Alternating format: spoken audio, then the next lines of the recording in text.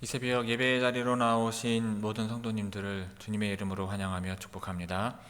다 함께 사도신경 낭독하심으로 신앙 고백 드리겠습니다. 전능하사 천지를 만드신 하나님 아버지를 내가 믿사오며 그 외아들 우리 주 예수 그리스도를 믿사오니 이는 성령으로 잉태하사 동정녀 마리아에게 나시고 본디오 빌라도에게 고난을 받으사 십자가에 못 박혀 죽으시고 장사한 지 사흘 만에 죽은 자 가운데서 다시 살아나시며 하늘에 오르사 전능하신 하나님 우편에 앉아 계시다가 저리로서 산자와 죽은 자를 심판하러 오시리라. 성령을 믿사오며 거룩한 공예와 성도가 서로 교통하는 것과 죄를 사하여 주시는 것과 몸이 다시 사는 것과 영원히 사는 것을 믿사옵나이다. 아멘. 다 함께 찬송가 440장 어디든지 예수 나를 이끌면 찬송하시겠습니다.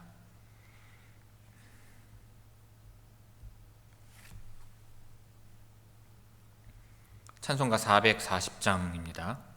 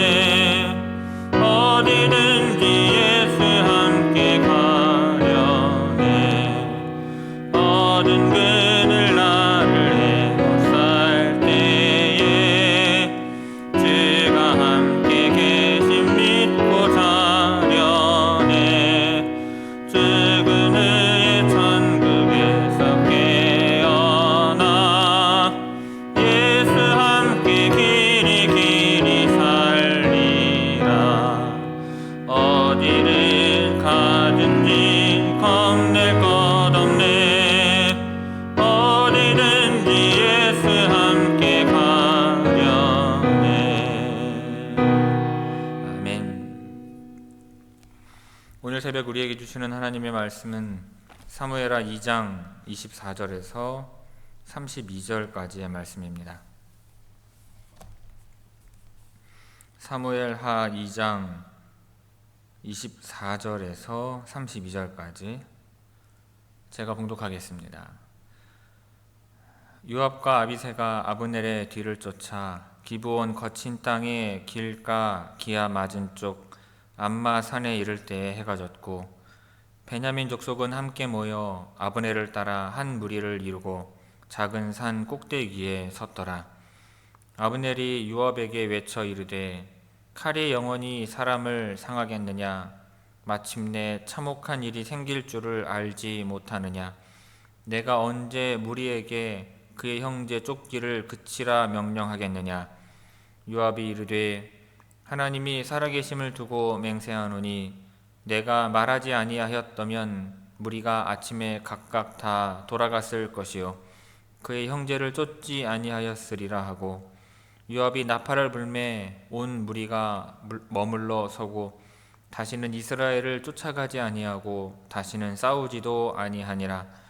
아브넬과 그의 부하들이 밤새도록 걸어서 아라바를 지나 요단을 건너 비드론 온 땅을 지나 마하나임에 이르니라.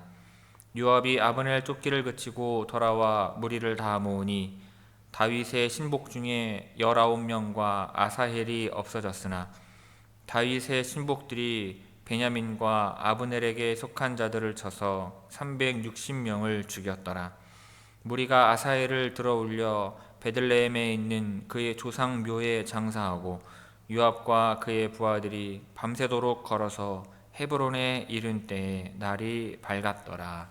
아멘. 이 새벽 말씀을 통해 주시는 은혜가 함께 하시는 모든 분들 위해 충만하게 임하기를 바랍니다. 오늘 본문은 남유다를 대표하는 요압과 북이스라엘을 대표하는 아브넬이 서로 합의하에 전투를 중단하는 내용입니다. 먼저 24절에서 26절은 아브넬이 전투를 중단하자고 요압에게 제안하는 내용이에요. 요압과 아비새가 아브넬의 군대를 추격하다가 기브온 광야 길에 있는 기아 맞은편 암마 산에 이를 때 해가 지게 됩니다. 요압과 아비새 그리고 앞서 죽음을 맞은 아사엘은 형제이며 다윗의 수하이고, 아브넬은 사울의 군대 장관으로 지금은 이스보셋을 사울의 대를 이어 이스라엘의 왕으로 삼고 북이스라엘 지역을 다스리고 있는 상황입니다. 기아와 암마는 여기에서만 나타나는 지명인데 해가 졌으므로 계속해서 전투를 하는 것이 힘들어졌습니다. 추격을 당하여 흩어졌던 베냐민 사람들은 아브넬에게 모여들어 한 무리를 이루었고 한 언덕의 정상에 섰습니다. 북이스라엘의 군대를 베냐민 사람이라 칭하는 것은 아브넬의 병사들이 주로 베냐민 지파 사람들로 이루어졌기 때문일 것입니다. 이때 아브넬이 요압을 부르면서 전투를 중단하자고 요청을 합니다. 칼이 영원히 사람을 상하겠느냐, 마침내 참혹한 일이 생길 줄을 알지 못하느냐라고 말을 하는데, 여기서 상하다라고 하는 말을 직역하면 먹다, 삼키다 라는 뜻입니다. 그러므로 칼이 삼킨다는 것은 전쟁에서 칼로 사람을 사륙함을 뜻해요. 아브넬은 칼이 사람을 사륙하도록 내버려 둔다면 아사헬이 죽은 것처럼 또 다른 참혹한 일이 생길 수 있을 것이라고 요압에게 경고하고 있는 것입니다. 이것은 비참하게 죽은 동생에 대한 복수심에 사로잡혀 분별력을 잃어버리지 말라는 아브넬의 충고이기도 할 것입니다. 또한 지금은 서로 적군이 되어 싸우지만 실제로는 한 형제이므로 지나치게 싸우지 말아야 한다고 말을 합니다.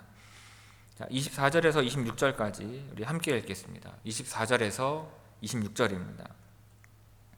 요압과 아비새가 아브넬의 뒤를 쫓아 기브온 거친 땅의 길가 기아 맞은 쪽 암마산에 이를 때에 해가 졌고, 베냐민 족속은 함께 모여 아브넬을 따라 한 무리를 이루고 작은 산 꼭대기에 섰더라. 아브넬이 요압에게 외쳐 이르되, 칼이 영원히 사람을 상하겠느냐, 마침내 참혹한 일이 생길 줄을 알지 못하느냐, 내가 언제 무리에게 그의 형제 쫓기를 그치라 명령하겠느냐. 아멘. 이어서 27절에서 32절은 요압이 전투를 중단하자는 아브넬의 제안을 받아들이고 서로 각자의 지역으로 돌아가는 내용입니다. 아브넬의 제안에 답하기 전에 요압은 먼저 하나님이 살아계심을 두고 맹세를 합니다.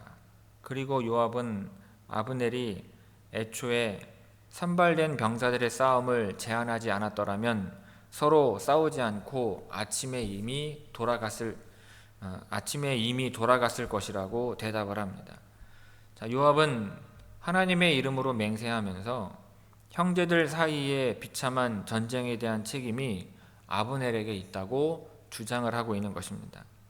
그리고 요압이 나팔을 불자 병사들이 싸움을 멈추고 제자리에 서서 다시 싸우려 하지 않았습니다. 29절은 아브넬의 군대가 물러서는 것을 보여줍니다. 아브넬과 그의 군사들은 아라바를 지나 요단을 건넜고 계속하여 비드론 온 땅을 지나서 마하나임에 이르렀습니다. 여기서 말하는 아라바는 사해 위쪽 요단강 서편 계곡을 가리키는 말입니다. 그리고 비드론은 요단강 동편의 계곡에 있는 요단강 동편 계곡에 있는 어느 장소일 것으로 추측이 돼요. 아브넬과 그 병사들이요 전쟁터를 떠나 밤새도록 걸어서 마하나임에 이르게 됩니다. 그 30절에서 32절은 이제 요압의 군대가 물러서는 내용입니다. 요압이 전쟁을 중단하고 병사들을 모으니 아사헬과 병사 19명이 비었습니다. 하지만 그들이 죽인 베냐민 사람과 아브넬의 부하들은 360명이었죠. 아사헬은 베들레헴의 가족 묘지에 장사되었고 요압과 병사들은 밤새 걸어서 해가 뜰 무렵에 헤브론에 도착하게 됩니다. 27절에서 32절까지 함께 읽겠습니다. 27절에서 32절입니다. 요압이 이르되 하나님이 살아계심을 두고 맹세하노니 내가 말하지 아니하였다면 무리가 아침에 각각 다 돌아갔을 것이요 그의 형제를 쫓지 아니하였으리라 하고 요압이 나팔을 불매 온 무리가 머물러 서고 다시는 이스라엘을 쫓아가지 아니하고 다시는 싸우지도 아니하니라. 아브넬과 그의 부하들이 밤새도록 걸어서 아라바를 지나 요단을 건너 비드론 온 땅을 지나 마하나임에 이르니라. 요압이 아브넬 쫓기를 그치고 돌아와 무리를 다 모으니 다윗의 신복 중에 19명과 아사헬이 없어졌으나 다윗의 신복들이 베냐민과 아브넬에게 속한 자들을 쳐서 360명을 죽였더라. 무리가 아사헬을 들어올려 베들레헴에 있는 그의 조상 묘에 장사하고 요압과 그의 부하들이 밤새도록 걸어서 헤브론에 이른 때에 날이 밝았더라. 아멘. 성도 여러분, 외형만 갖췄다고 공동체가 되지 않듯이 왕과 백성과 땅이 있다고 해서 나라가 형성되는 것은 아닙니다. 하나님께서는 다윗이 온 이스라엘의 왕이 되는 과정에서 다윗의 나라를, 즉 하나님의 나라를 위협할 수 있는 독소들을 빼내십니다. 소위 해독의 과정을 거치시는 것입니다. 그렇다면 다윗의 나라가, 하나님의 나라가 세워지기 전에 제거되어야 할 독소는 무엇이겠습니까? 첫째로 피를 부르는 야욕을 제거해야 합니다. 사울의 아들 이스보셋은 하나님께서 승인하신 왕이 아니라 아브넬이 세운 꼭두각시 왕입니다. 사울의 왕권을 다윗에게 넘긴 상황에서 섭리에 역행하여 지배력을 확대하려는 아브넬의 야욕이 두 왕국의 출범은 물론 참혹한 싸움을 촉발한 것입니다. 야욕은 공존을 허락하지 않을 뿐만 아니라 그 끝은 자멸하는 것입니다. 그러므로 공동체를 온전한 하나님의 나라가 되게 하기 위해서는 우리 안에 있는 욕망과 야욕을 제거해야 할 것입니다. 둘째로 자만이 부르는 화를 제거해야 합니다. 계속된 만류에도 불구하고 아사헬은 아브넬을 추격하는 것을 멈추지 않았습니다. 그래서 결국 아브넬의 창에 죽고 말아요. 발이 빠른 것을 자랑했지만 오히려 그의 작은 재주가 그를 자만하게 만들었고 더욱이 화를 자초하고 말았습니다. 하나님의 마음을 알지 못한 열심과 열정이 화를 부르기도 하지만 내 능력과 열정을 과신하여서 하나님의 일을 그르치기도 하는 것입니다. 자기의 능력을 과신함으로 하나님의 일을 그르치지 않도록 성찰할 수 있으시기를 바랍니다. 자만은 자기가 만들고 자기가 빠지는 가장 위험한 함정인 것입니다. 그러므로 우리의 공동체를 온전한 하나님의 나라가 되게 하기 위해서는 우리 안에 있는 자만을 제거해야 할 것입니다. 셋째로 복수심을 품지 않아야 합니다. 아브넬이 동족임을 내세우며 전쟁을 중단하자고 제안하자 요압이 이를 받아들이고 추격을 멈추었습니다. 많은 성과를 거두었으니 추격은 의미 없다고 판단했을 수 있습니다. 또한 자기의 동생 아사헬이 살해된 것을 아직 몰랐기에 가능한 취전이었을 수도 있습니다. 그렇게 복수가 유보됩니다. 하지만 언제든 다윗의 미래를, 즉 하나님의 나라를 위협할 수 있는 위장된 평화였습니다. 그리고 결국 요압은 아브넬을 죽이며 복수를 하게 되고 통일된 하나님의 나라로 가는 길에 큰 위협이 되고 맙니다. 그러므로 우리의 공동체를 온전한 하나님의 나라가 되게 하기 위해서는 우리 안에 있는 그 되갚아주고 싶은 그 마음을 제거해야 할 것입니다. 여러분, 이 두 왕국의 충신들이 보여주는 이 멈출 줄 모르는 야욕, 자만, 그리고 복수심이 하나님 나라와 얼마나 다른지를 보시기를 바랍니다.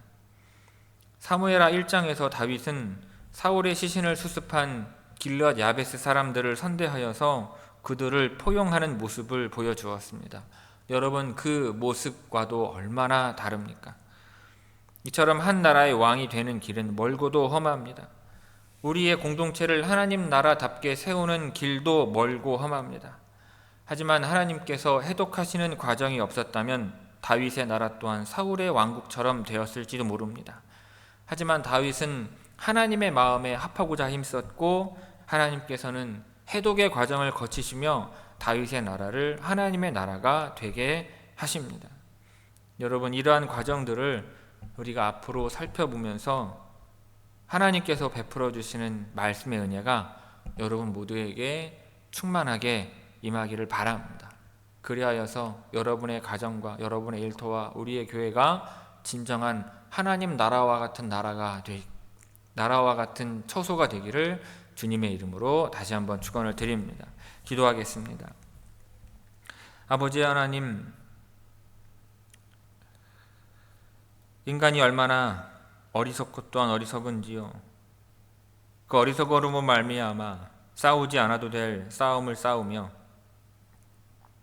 하나님의 말씀과 하나님의 마음과 그 뜻이 아닌 인간의 야욕으로 말미암아 고난을 자초하고 화를 자초하며 인간의 자만으로 말미암아 화를 부르고 그 복수심으로 말미암아 하나님 나라 공동체의 평화를 깨트리는 죄와 우를 얼마나 범하는지요.